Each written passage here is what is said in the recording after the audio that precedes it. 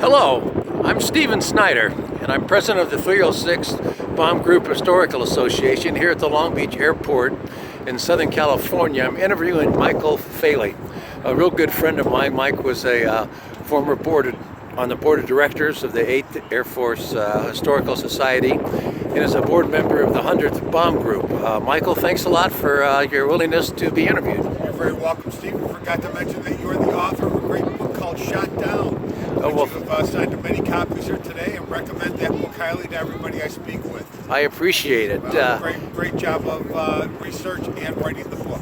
Yeah, Michael's standing in front of a iconic B-17 G-model bomber. It's perfect English weather here. It's drizzly, kind of cold, windy, just like you were back in East Anglia. Well, that's how I love this weather. If you're going to come out, I drove all the way down here just to see you, see the book, and also see this B-17. Always got to support a flying 17 on tour. So absolutely. Michael is probably the most knowledgeable person I know about the 8th Air Force. During World War II, the air war over Europe and B-17s. How did you become interested to begin with? Started with the movie 12 O'Clock High with Gregory Peck. I think any person that loves the 8th Air Force or the B-17 at one time or another was influenced by that movie and also the TV series.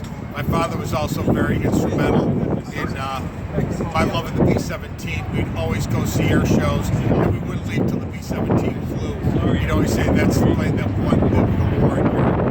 And, it continued on. And later in years, I began to appreciate the movie 12 O'Clock High that much more because it's based on actual events that happened in the 8th Air Force in the first year and a half of operations. Have you been over to England and visited very many of the bases over there, Michael? I visited 24 of the B-17 bases in 1999 and have continued to tour those bases or go back and see those bases, every few years. In fact, this May I'll be returning for the 75th anniversary of the 8th Air Force in Europe, and also the 25th anniversary of RAF Mildenhall hosting the 100th Air Refueling Wing, which flies the Square D on the tail of their aircraft. That's AC-135 air refueling tankers. Wow, that's incredible. That's absolutely incredible. And during one of those days, we were going to go on the Heritage Trail tour, which will take us to Thorpe Abbott's, Horham, Framlingham, and also we're going to take a side tour of the 490th over at Eye. That's amazing. As I mentioned, Michael is incredibly knowledgeable about the 8th Air Force. He knows everything almost about every bomb group. There were about 40 bomb groups at the height over there, and every base. How did you acquire so much knowledge? By reading, by collecting books. I made the one mistake of getting Munster the Way It Was, Ian Hawkins' book, on the mission October 10th, 1943. And I looked at his bibliography and I'm going, well, if I've got this book, maybe I can start looking at these other books. Little did I know that 3/4 of those books were very rare, hard to find unit histories. And it's taken me till just less than 2.5 weeks ago, I completed every original unit history for 8th Air Force B-17s. Oh my goodness, that's amazing. That's amazing. You really are a student and love it. I feel like such a novice compared to you. No, I think it's important that everybody who has a love of the 8th Air Force and the men who flew those planes come out and support. Whether you belong to a bomb group, whether you're a historian, whether you're a buff, whether you're just somebody that wants to find out about what these great heroes did, come out to see a flying B-17. This is the best classroom in the world where you can get to see and hear and feel and see one of these planes actually fly.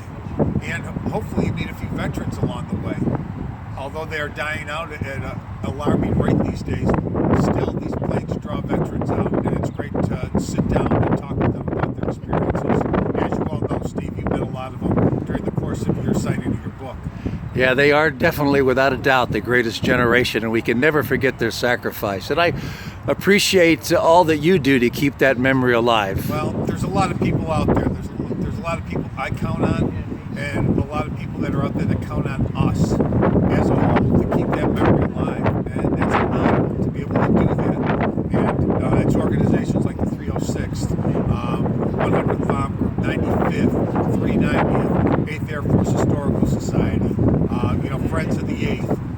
going. There's a ton of them that are out there that help keep this memory alive. So if you're interested, you should join one of those groups. Amen to that. You know, because you'll meet like people that want to share their stories, and also you can help in your own little way of keeping these memories alive.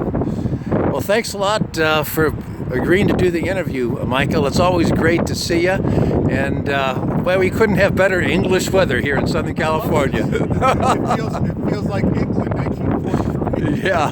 Or maybe 44 and 45. There you go. Well, thanks again. You take care. Steve. Thank you. All righty. Bye-bye.